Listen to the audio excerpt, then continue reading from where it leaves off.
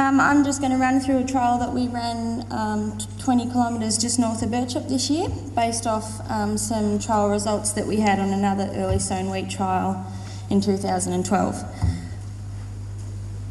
This graph of the average rainfall for April and May, as James touched on before, shows that over the last 17 years, the rainfall for our normal sowing window has declined by around 20 to 30 millimetres.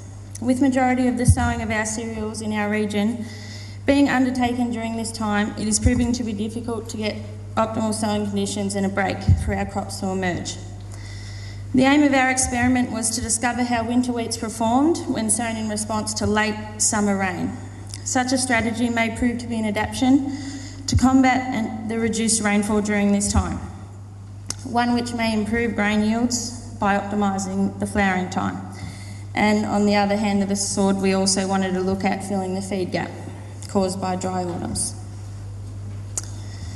In mid-February of last year, a storm delivered 54 millimetres of rain to the Currio district, just north of Birchip, and based on future forecasts, we decided to go out and take advantage of this rainfall. So we went out and sowed the trial on the 26th of February, and the trial was sown into a chickpea stubble, so it had a starting N of 83 kilos per hectare and a starting plant available water of 75 millimetres. This experiment aimed to evaluate a wider range of wheat lines to discover whether any were suitable for growing in the mallee, and also any that would cope with being sowed this early.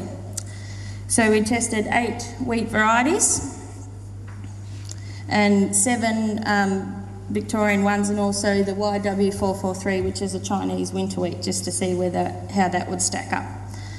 Winter wheats are not always designed to be dual-purpose crops. However, due to the early sowing time, the intention for this trial was to see how well it would fill that feed gap, and in turn assess what impact it would have on yield. This graph shows the monthly rainfall that we recorded over the year at Currio, with the 54 millimetres in February turning out to be the only establishing rain until late May. Following the sowing, plants emerged evenly, and by early March they grew well and on stored soil moisture present at the site. However, towards the end of April, the plants began to show signs of moisture stress, which worsened.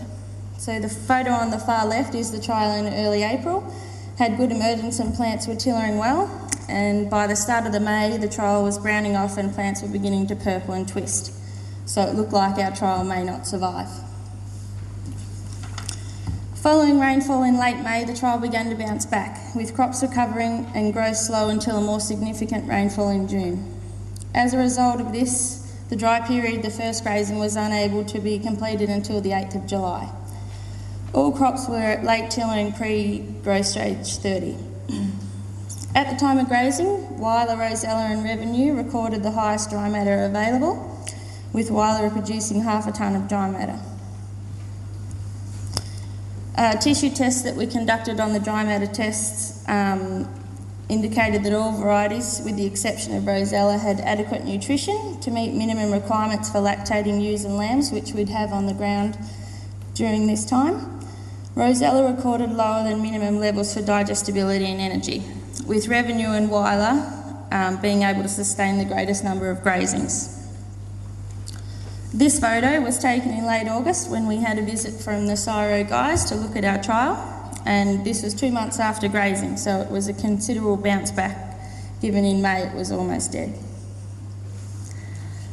All varieties matured differently, with the Chinese winter wheat YW443 and Revenue being the last 2 varieties to flower. Varieties that had not been grazed were slightly more advanced than those that had, with the exception of Wyler, where grazing seemed to accelerate development. Whistler, Wyler, Wedgetail and Rosella all flowered in mid-September at the time of these measurements, which is the time most optimal for yield potential in the southern mallee, which is the same time as the spring wheat such as Scout, sown in late April or May. The Chinese wheat and Revenue went on to flower mid-October, towards the end of October.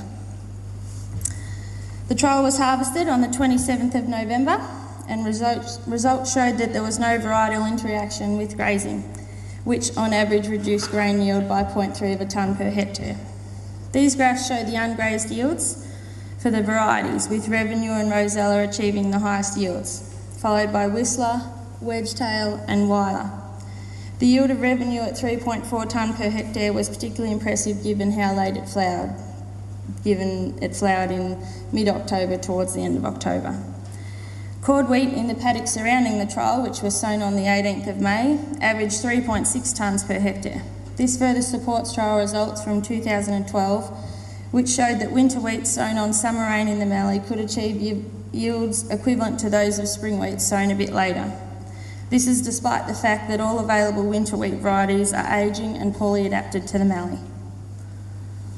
Although we were deemed crazy at the time for sowing in February, this trial illustrated to our growers how winter wheats could potentially benefit our area, with the flowering times of varieties match those of spring varieties.